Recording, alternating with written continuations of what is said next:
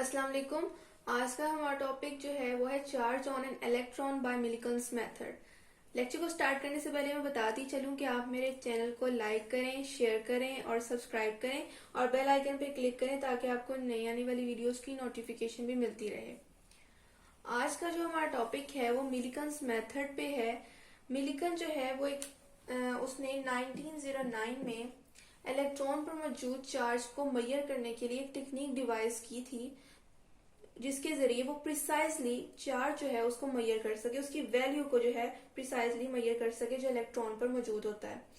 तो उसी Millikan's method को, मतलब कि जो मिलिकन ने मेथड यूज किया था कैलकुलेट करने के लिए, मेजर करने के लिए उस चार्ज को, इलेक्ट्रॉन का जो है, तो जो टेक्निक उसने यूज की थी उसको आज हमने डायग्रामेटिकली उसकी कंस्ट्रक्शन देखनी है और फिर हम इसकी वर्किंग देखेंगे कि किस तरह उसने इस टेक्निक को यूज करके जो है चार्ज मेजर किया। तो मैंने आपके सामने एक डायग्राम ड्रॉ की है। इसके थ्रू मैं आपको इसकी कंस्ट्रक्शन समझाऊंगी। हमने ये तमाम सेटअप जो है ये कंटेनर सी में जो है लिया है ताकि एयर जो है डिस्टर्बेंस उसको हम अवॉइड कर सकें। फिर हमने यहाँ पर जो मेन हमारा जो काम है वो इन पैरेलल प्लेट्स का, जो कि ऑपोजिटली चार्ज है। एक पॉजिटिवली चार्ज है और एक हमारे पास नेगेटिवली चार्ज है। दूसरी याद रखने वाली बात यह है कि जो हमारे पास अपर जो है प्लेट है हमारे पास, उसमें एक होल है जिसको मैंने कैपिटल एच से रिप्रेजेंट किया है और उसका भी आपको मकसद पता लग जाएगा कि इस अपर प्लेट में होल क्यों है, जबकि पी डैश में कोई होल नहीं है। ये दोनों oppositely charge parallel plates distance D से एक दूसरे के साथ सेपरेटेड हैं और इन दोनों प्लेट्स को हमने वोल्टेज अप्लाई किया हुआ है एक्सटर्नली। दूसरी बात कि हमने एक सोर्स जो है लाइट का उसको लिया है और उसके बाद उस सोर्स को लेंस के थ्रू जो है, जिसको मैंने कैपिटल एल से रिप्रेजेंट किया है, इस कंटेनर सी में इंट्रोड्यूस करवाया है बाय W1 विंडो 1 को मैंने W1 से रिप्रेजेंट किया है। इस लेंस से क्या होगा कि ये लाइट जो है ये उस ड्रॉप को जो इस अपर प्लेट के थ्रू पैरेलल प्लेट के बिटवीन आएगा उसको ये माइक्रोस्कोप में इसको ऑब्जर्व करने में आसानी होगी। केयरफुली उसका पाथ भी बिल्कुल इल्यूमिनेट हो जाएगा, देखने में भी आसानी होगी और माइक्रोस्कोप के जरिए हम केयरफुली उस ड्रॉपलेट को मेजर, मतलब उसके चार्ज को मेजर कर सकते हैं और उसको केयरफुली ऑब्जर्व कर सकते हैं। तो इस चीज का ये मकसद है।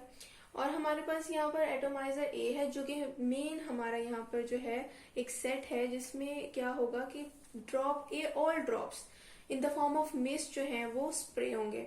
कैसे कि ये जो ऑल ड्रॉप्स हैं जो स्प्रेड होंगे फ्रॉम दिस एटोमाइजर ए, ये चार्ज होंगे। ये चार्ज क्यों होंगे? Due to the friction present between the walls of atomizer and oil drops.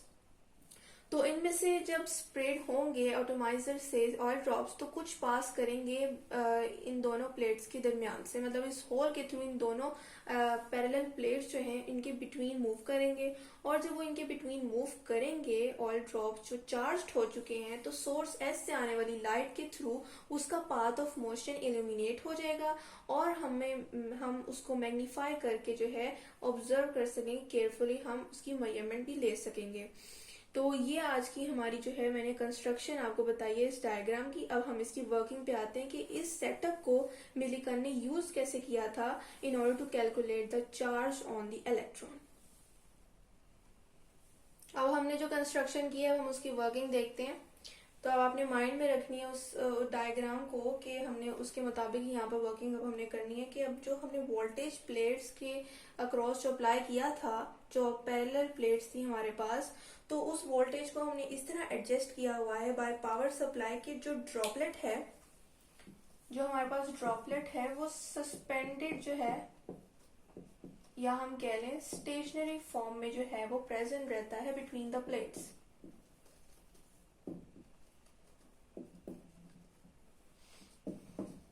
और ऐसा तब होता है जब ग्रेविटेशनल फोर्स जो एक्ट कर रही होती है ऑन द ऑल ड्रॉपलेट वो इक्वल हो जाती है इलेक्ट्रिक फोर्स के।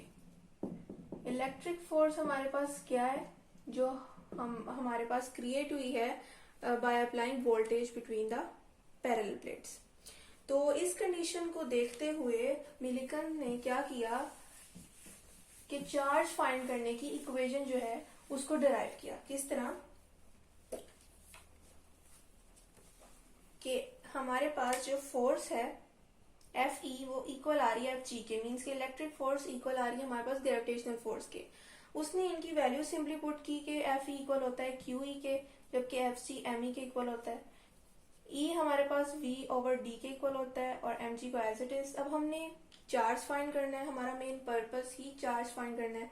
तो उसने भी चार्ज को फाइंड करने के लिए इस वाली इक्वेशन को सब्स्टिट्यूट किया इस तरह उसके पास चार्ज फाइंड करने के लिए इक्वेशन आ गई।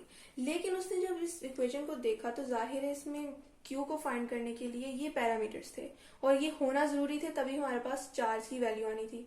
हमारे पास V है, जाहिर है कि जो हमने वोल्टेज अप्लाई किया है between the oppositely charged parallel plates, उसकी हमें वैल्यू पता होगी। जिस डिस्टेंस पे हमने दोनों पैरेलल प्लेट्स को रखा है वो D भी हमें पता है, G की वैल्यू भी अंडरस्टूड सी बात है हमें पता है, लेकिन मैस हमें नहीं पता।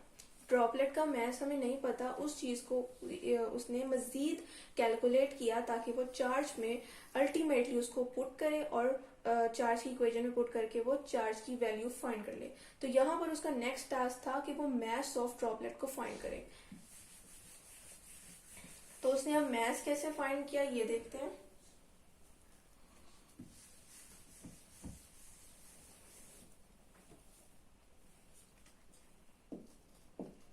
mass of droplet।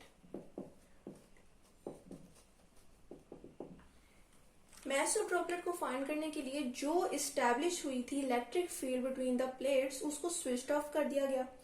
इससे क्या हुआ कि ऑयल ड्रॉपलेट को यूनिफॉर्म वेलोसिटी जो है मिल गई। ऑयल ड्रॉपलेट ने गेन कर ली यूनिफॉर्म वेलोसिटी, जिसको हम टर्मिनल वेलोसिटी कहते हैं। और यूनिफॉर्म वेलोसिटी क्यों मिली? क्योंकि जब एयर ड्रैग फोर्स जो है वो ग्रेविटेशनल फोर्स के इक्वल हो जाती है तो oil droplet uniform velocity gain कर लेता है। ये हमने बात फर्स्ट ईयर में भी आप लोग पढ़ के आ रहे हैं कि कोई भी फोक का ड्रॉपलेट था, उसने कैसे गेन की यूनिफॉर्म टर्मिनल वेलोसिटी, क्योंकि इलेक्ट्रिक फील्ड तो जाहिर है स्विच ऑफ कर दी जा चुकी है। तो ग्रेविटेशनल फोर्स के साथ अब जो दूसरी फोर्स उसके मुताबिक होगी वो एयर ड्रैग फोर्स है। जो एयर के जरिए जो है वो हमें रेजिस्टेंस जो मिलती है उसे एयर ड्रैग फोर्स कहते हैं। तो air drag force gravitational force की इक्वल हो जाएगी जब स्विच ऑफ हो जाएगी हमारे पास electric field between the plates. तो अब इस कंडीशन को सामने रखते हुए मैस ऑफ ड्रॉपलेट की इक्वेशन को फाइंड किया गया। किस तरह?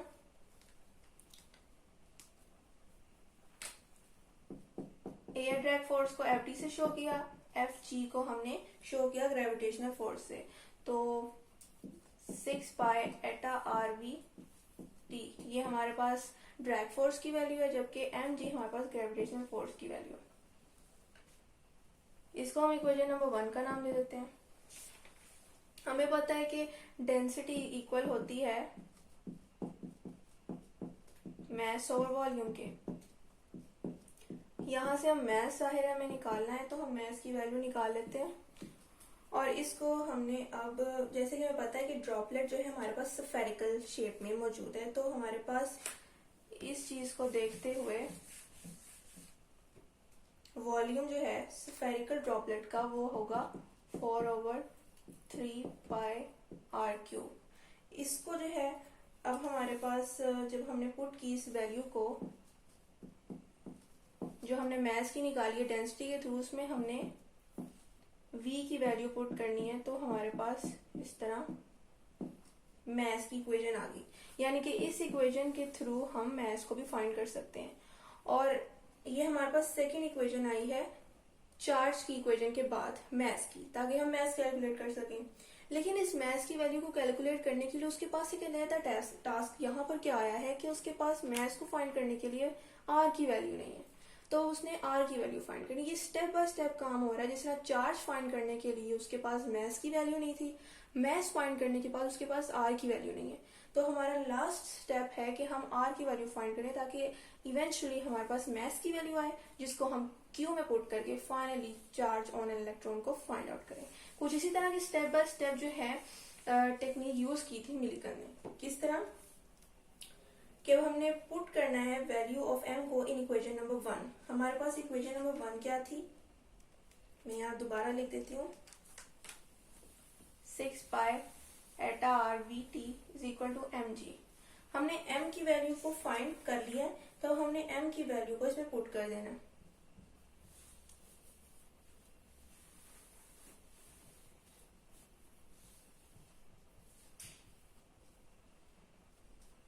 ये हमने m की वैल्यू पुट कर दी और यहाँ पर पाई को पाई से कैंसिल कर दिया। इस इक्वेशन को मजीद इवेल्युएट करने पर 3 यहाँ पर डिवाइड हो रहा है, यहाँ मल्टीप्लाई हो जाएगा 18 एटा और v। अब हमें r की वैल्यू कैलकुलेट कर रहे हैं, इस चीज को माइंड में रखना है।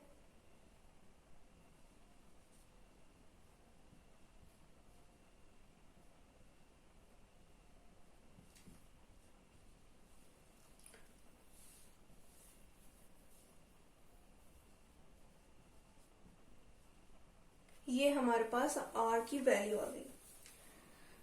इस वैल्यू को हम फाइंड करके हम जाहिर है हमारे पास r की वैल्यू आ जाएगी। उस r की वैल्यू को जब हम मैस की वैल्यू में पुट करेंगे तो हमारे पास मैस आ जाएगा। मैस की वैल्यू को फिर हम जब q की वैल्यू में पुट करेंगे तो हमारे पास charge on an electron find out हो जाएगा। तो जो आज हमने 3 इक्वेशन फाइंड किया उसको हम इकट्ठा लिख लेते हैं, जिनको हमने सेपरेटली जो है वो डिराइव किया है।